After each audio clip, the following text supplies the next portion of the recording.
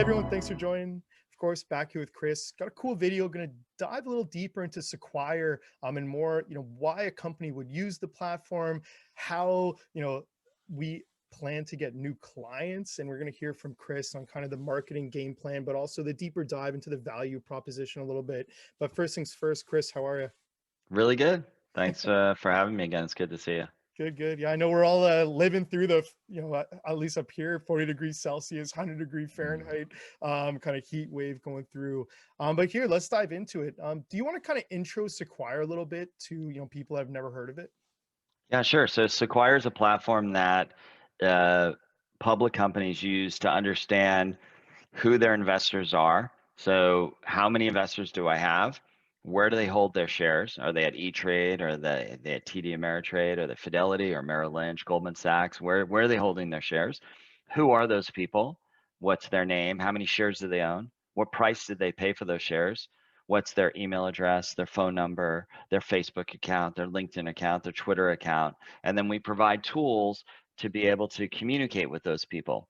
So we provide tools, email services where you can predefine email services and say, if this person crosses 100,000 shares, I want you to invite them for a meeting with the CEO. Or I want to SMS this press release out to all of my shareholders, because there's so much news that they're getting every day. Maybe they missed that press release that we put out, right? So we want to SMS this information out to all of our shareholders.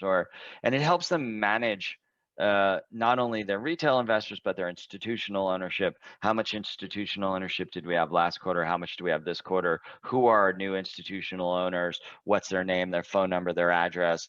Who should I call there to communicate with them? If I have a peer, I want to look at my peer audience and say, who's their investors and why aren't their investors invested in me? Can I make a call to their investors and say, okay, let's set up a call so that you can see what we're doing and why we're a good value. Yeah. Um, and then a bunch of other tools that are very valuable for public companies that are, managing options, managing warrants, managing events that you go to, a tool that lets them launch their earnings calls, their conference calls, their annual shareholder meetings, and a bunch of other stuff that is very valuable for public companies that they see value in.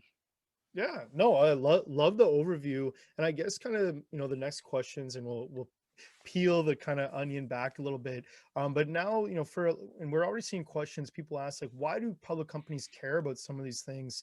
Do you want to kind of pick some of the, bigger categories, and hey, this is why a public company would care, that this is our institutional ownership, or it's moving to this? And obviously, between you and me, we know, hey, keeping people invested and getting alerts and keeping people interested in the company is half the battle. But I'd love to know kind of from your view on why, public companies would care about some of these things.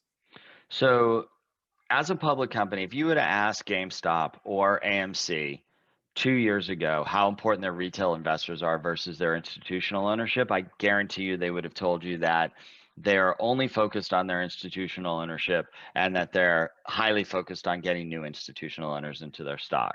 Well, what this last year and a half has shown us is that the retail investor is as important as the institutional investor can be.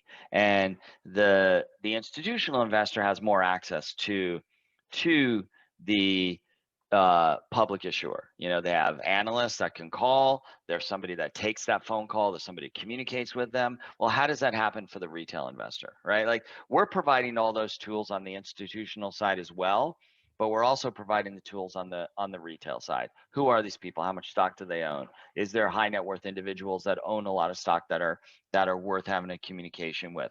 That's why they're caring, and they want to be able to communicate with them. Look what AMC put a thing out where if you're a stockholder, you get free popcorn, right? Okay, well, this would be a tool that would allow them to see actually who is a stockholder and send them a coupon for free popcorn.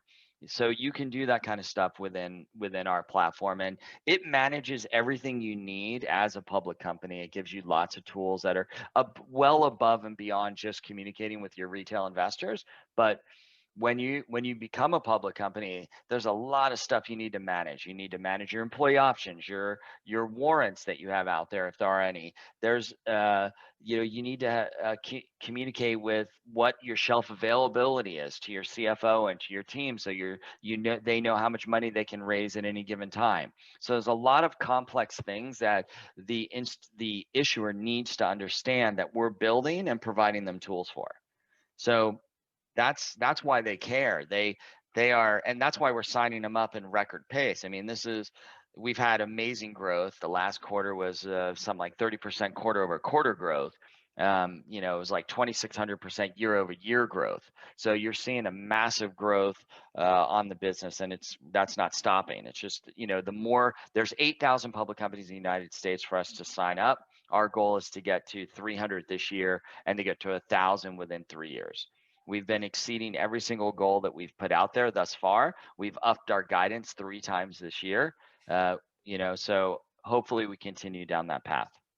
Yeah, no, extremely exciting. And so here, I guess to dive more into it. So, we see questions people, are saying, okay, is this primarily a tool to, help companies, of course, keep, manage their share price and kind of, what's out there, how to improve certain parts.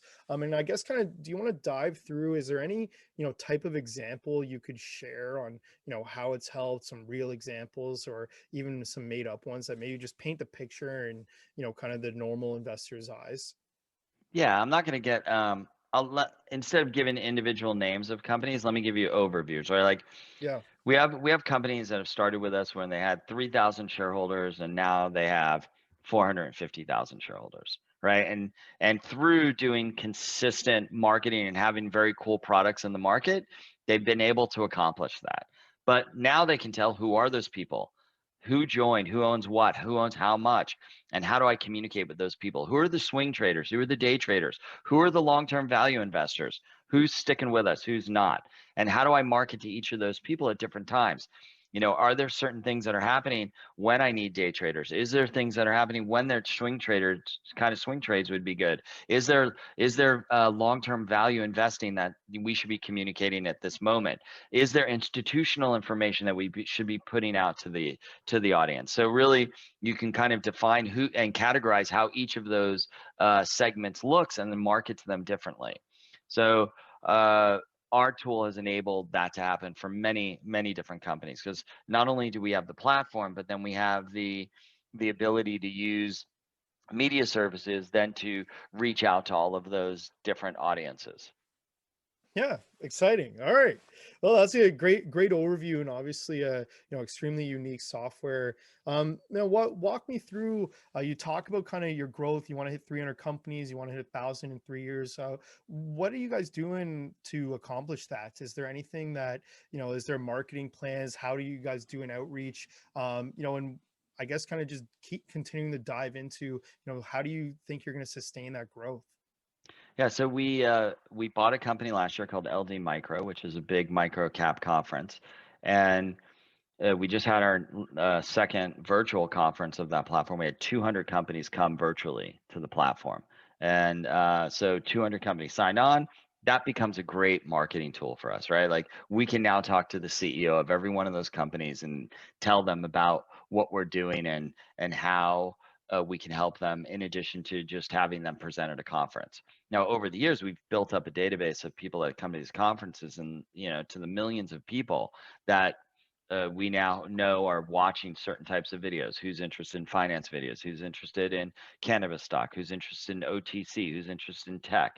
And we can break those people down into different segments and then start presenting companies to them that fit their criteria. So that has been a big push for us, and that has helped us understand who these people are. And that's having the connection with the investors is helping us attract more companies. More companies more companies want to have more exposure to more investors. So it goes hand in hand. And then Self-fulfilling, yeah. the platform itself tells those companies whether or not what we're doing is working or not. Is this actually attracting more investors? And can I see that this week that I have 1,000 new investors or 100 new investors?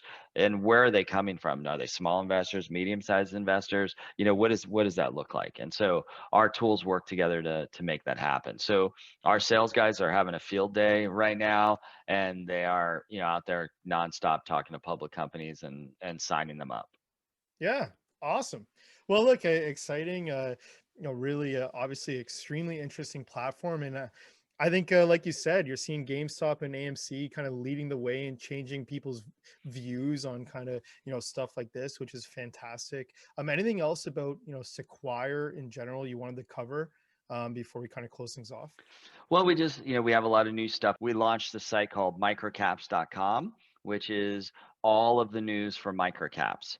And we launched our SMS tool. We launched our AI learning email tool that automatically responds to, different actions. You don't have to engage. You set it up, and it automatically starts responding to all of your shareholders. And then we launched our virtual audience platform, which allows companies to launch their quarterly calls, their annual calls, their earnings calls. All this is all integrated into one platform. So it's those are all new releases that have happened in the last few weeks, and we have a lot more coming. Yeah, no, it's awesome. Obviously, all the virtual stuff. What's your feedback with companies about kind of the move to virtual? I know we're seeing some companies say, "Hey, it's great. It's a lot easier to scale and get a lot more done in kind of virtual conference." Is that safe to say? Are you seeing the same kind of thing on your end? Yeah, like when I would go to these, I'd go to LD Micro, right, which is a conference that we bought, and there would be maybe 40 people in the room, right? I just gave a speech at my LD conference, and there was 1,000 people in the room. So you can't replace that kind of scale. Now, the part that is amazing for in-person conferences is the one-on-one meetings in person. Because when you can sit down with somebody, you can look them eye to eye, you can, have a little chat with them more so than just over the computer. You can kind of connect with people. That's why we're excited to get back to these live events, which we're throwing the first live event starting in October. And so that'll be the first time that we'll have the investors all back into a centralized location and being face to face with each other. We're adding the one-on-one feature into our audience platform. We've Very added it already to our conference platform, so you can do one-on-one meetings inside the conference platform now. But we're adding it inside, so you can do it right after an earnings call. You could say, "Look, we're gonna do the next 4 hours, one-on-one meetings for half an hour each," and so you could set those up. People could book them, and they can select the time and engage with you. So very cool. that's we think that's the solution to kind of keeping that human connection inside the virtual world. Yeah, awesome. Well, cool. This was an awesome video. I want to invite anyone who's kind of been listening in. If you've got any questions, either on the software itself or on kind of the value prop, why companies are using it, please drop it below. Would love to do a Q&A coming up. Chris, anything else you want to squeeze in here? Now, if they just want more information, they can go to sequire.com or to SRAX.com. And so if, and reach out to us. If you have any questions, let us know and be happy to answer them next time we chat with you, Jason. Awesome. Well, Chris, thanks so much for joining. Looking forward to chatting again soon.